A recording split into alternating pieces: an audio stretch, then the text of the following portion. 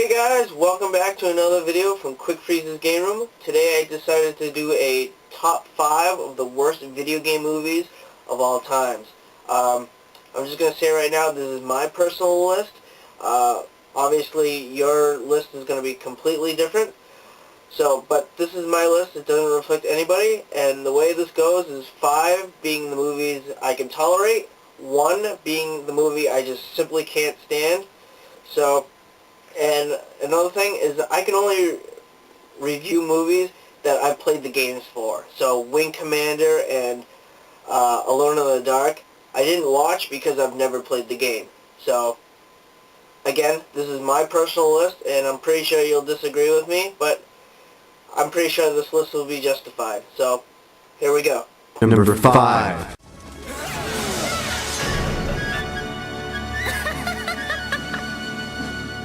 First off, let's start off with the bad.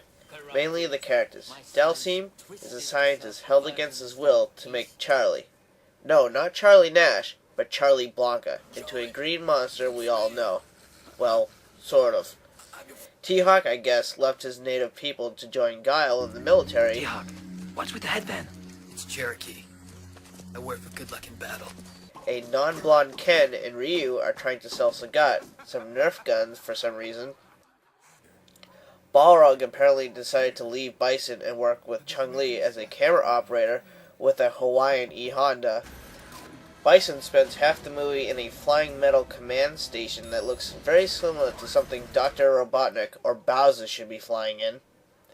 And apparently there's some cyber soldiers we never knew about. The only character they seem to get right is the Spanish cage fighting Vega. Okay, now the good.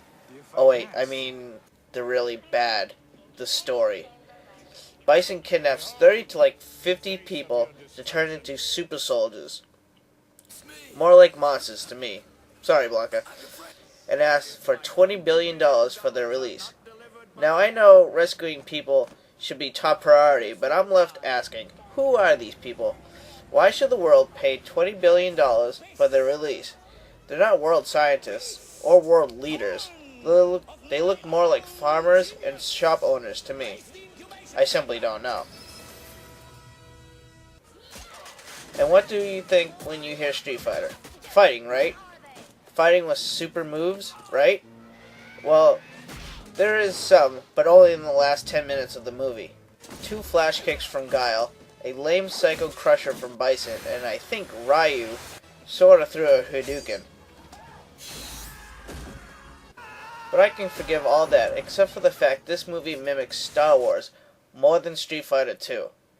People coming together from all over the galaxy, I mean world, to stop the evil empire. Look at this scene. What does it remind you of? The main force will come from the north, while a single vessel equipped with the latest in stealth technology will come up this channel and distract its defenses from the east. Colonel, Yes? a single boat against everything he's got? The pilot would have to be out of his mind. Luckily, Bison has driven me crazy. Looks like they're planning to blow up the Death Star to me.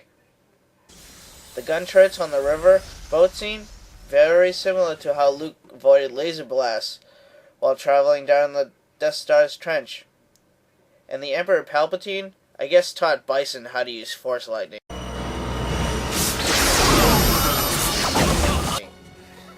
Well, either way, may the Force be with you, Colonel Guile. Number 4.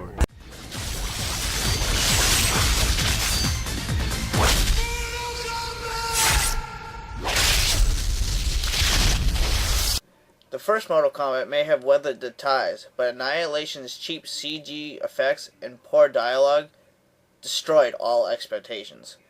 The story is actually pretty decent, except for the fact Raiden gives up his powers when he was going to lose them anyway, when Earthrealm and Outworld merged together, caused by Shao Kahn, who broke the rules of the Elder Gods set for the first Mortal Kombat tournament from the first film.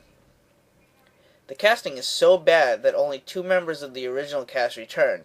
Now we get a 40-plus Sonya Blade wearing park ranger shorts, Liu Kang, who went from world's greatest fighter to a you're not ready wuss, a flying Sub-Zero, Raiden, who looks like he should be riding a surfboard then throwing thunderbolts, a stereotypical Jax with metal arms which ends up being tossed away at the final battle with Muntaro,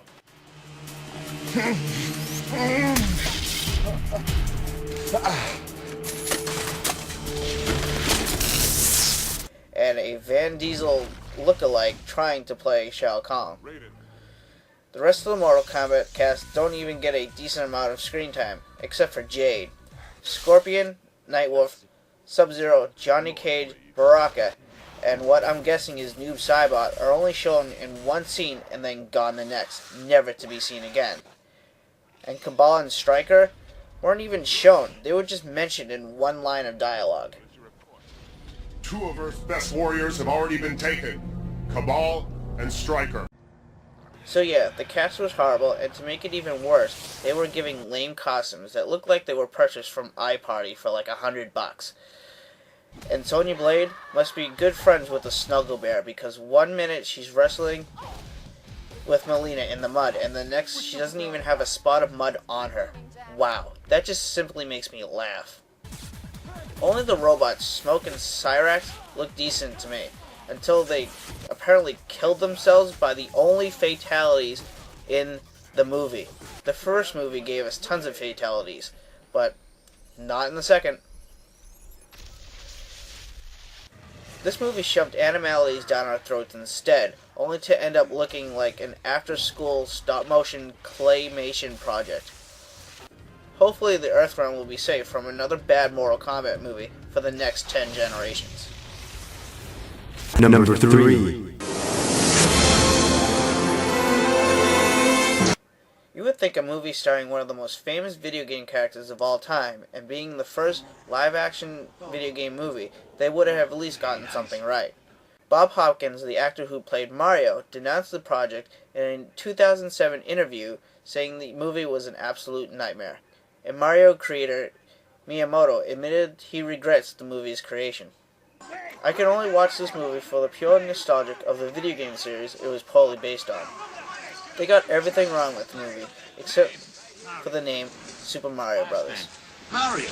Okay, what's your name? Luigi. Luigi?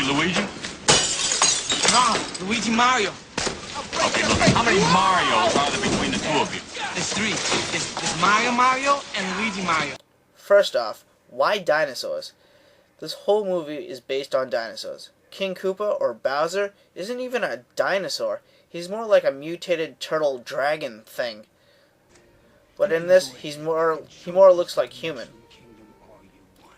And Goomba and Koopa Troopers? Not even in the movie. Wait, you mean these giant reptilian thugs who like to dance? I don't think so.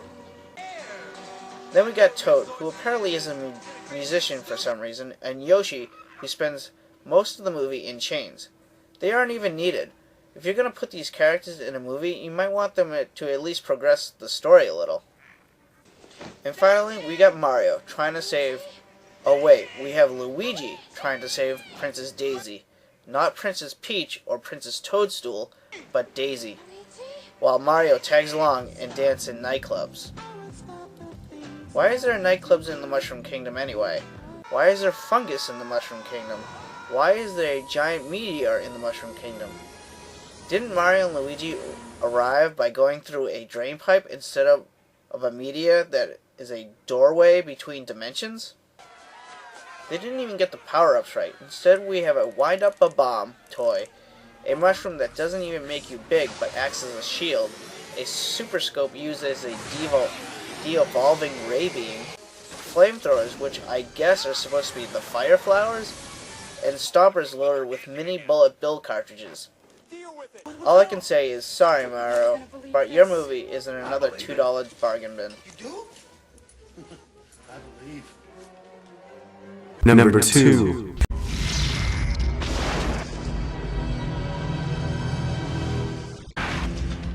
Dude, you must suck at video games. No, but this movie sucks at trying to represent one. We can forgive the Andy Dick and Vanna White cameo, the infinite number of high fives, and lame jokes. but not the Saturday morning cartoon story. A big CEO is trying to track down two halves of the mystic Double Dragon Medallion. He uses one to bring all together all the gangs that are terrorizing the city. Wait a minute, are you serious? Look at these gang members. We got gang members with mohawks, gang members in technicolored coats, gang members dressed up like clowns, gangs dressed up like mailmen and schoolboys, all who don't even carry around a single gun. Are you telling me the police are scared of these gangs? They sure are, to the point of having the citywide curfew in place. Oh man, where's RoboCop when you need him? Oh, too bad, he's busy. I guess we have to settle for two poorly skilled, immature martial artists, a mutated Bobo, who I guess is supposed to be this guy from the game, and a short-haired Melissa Milano. Now who's the boss? Wait, did she just say, "Who's the boss now"? Lame. All who somehow defeat the villain in this final showdown with a simple game of "Why are you hitting yourself?" Ah. Hey, why are you hitting yourself? Hey, don't hit yourself. Come on, quit it. Well, Jimmy Lee may not have been the Shadow Boss. At least now he's the chairman. Number 1.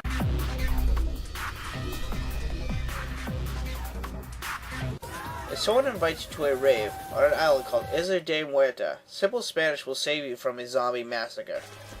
This is basically a really bad zombie movie, filled with drugs, sex, beer, and brief nudity. If you took out the Sega logo and removed all the in-game cinema, it would be the same boring movie. Seriously, why did they add footage from the game? You see it every time a zombie is killed, as if the actors are really in the game, right? So yeah, the story is a bunch of college kids go to this island which happens to be infested with zombies, and the only way off the island is by Captain Kirk's ship. Yeah, seriously, the captain's name is Kirk. And you are? Kirk's the name. What was that? Captain Kirk? But anyway, the captain happens to be smuggling guns in a small crate.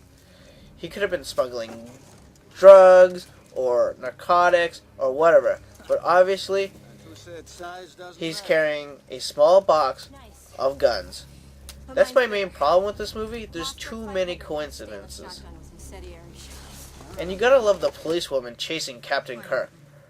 Her herself must have a small armory on her, because every scene she runs out of ammo, all she needs to do is to pull out a freshly new gun from behind her back and she's good to go.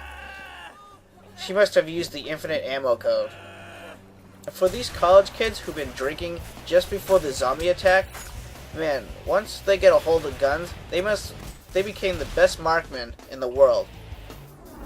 But I guess it makes sense, because apparently they're in the Matrix with all the bullet time and 360 camera spins they do.